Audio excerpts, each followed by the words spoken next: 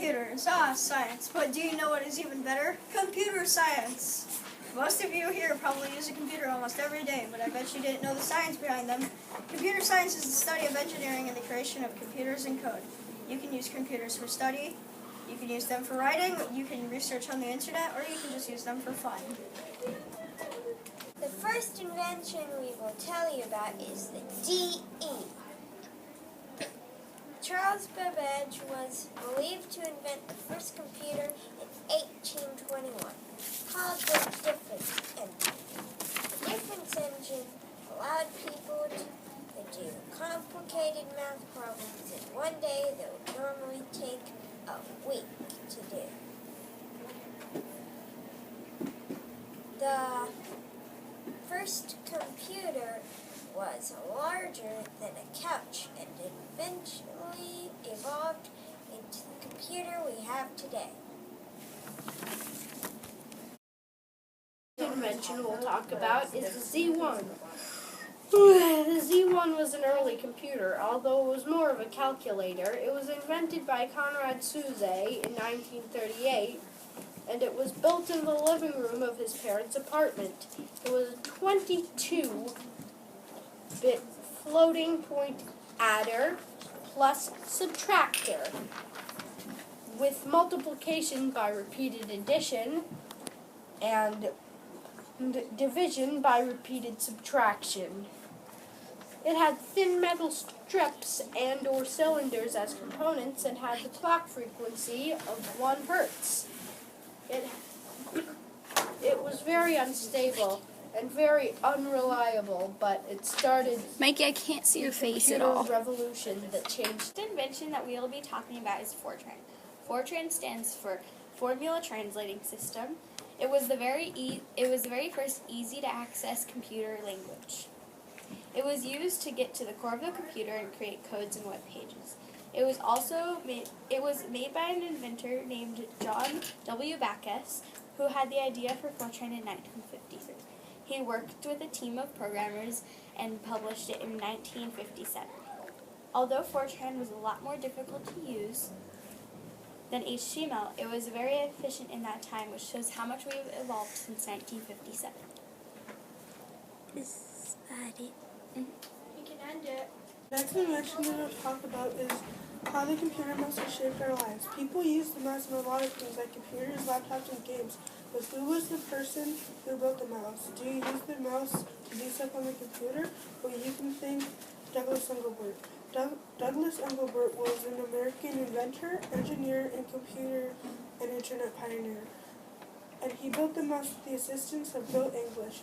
He had always been ahead of his time, and he had ideas that seemed ludicrous at the time, but were taken for granted later. Engelbart's dream was to use computers to connect individuals together and share and update information during the time that it happens.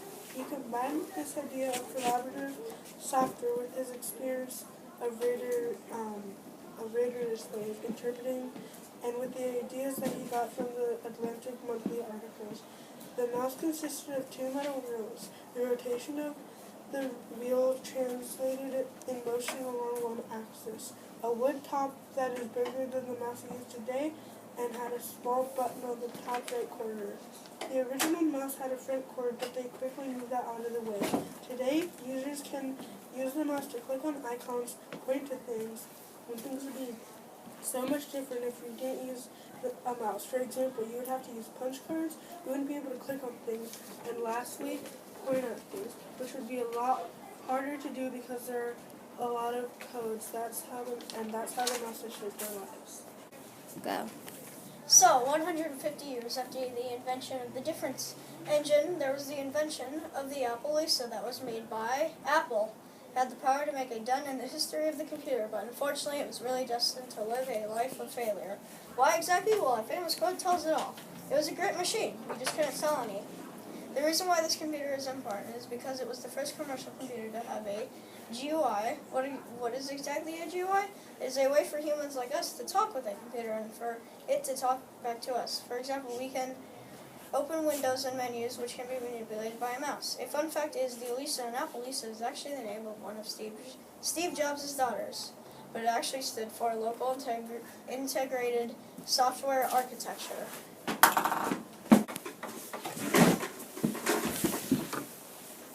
Oh, that is how you spell children. The last invention we'll talk about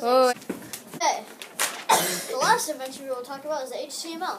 HTML stands for Hypertext Markup Language. It is used for web design and is a form of code that distributes content on and off the page. It also makes the actual content on the page. Without HTML, your favorite websites would be nothing.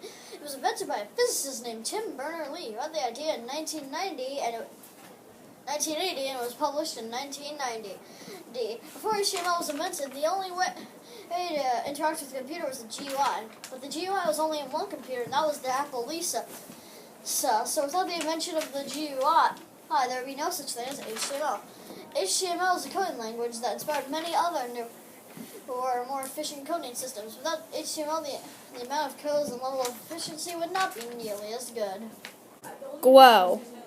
Well, we hope you learned all about computer science. The difference engine, HTML, Z1, Fortran, the mouse, and the Apple Lisa have led up to computers today. Without these inventions, you wouldn't have the internet, and you would have to go to the library to research. Google Docs would not be an option, so you would have to write with pencil and paper, which is much harder. Another tool is the email, so you won't have to wait 2 to 3 days to get letters. Instead, less than a minute. We hope our work has taught you a lot today about how computers are important to our world and our future.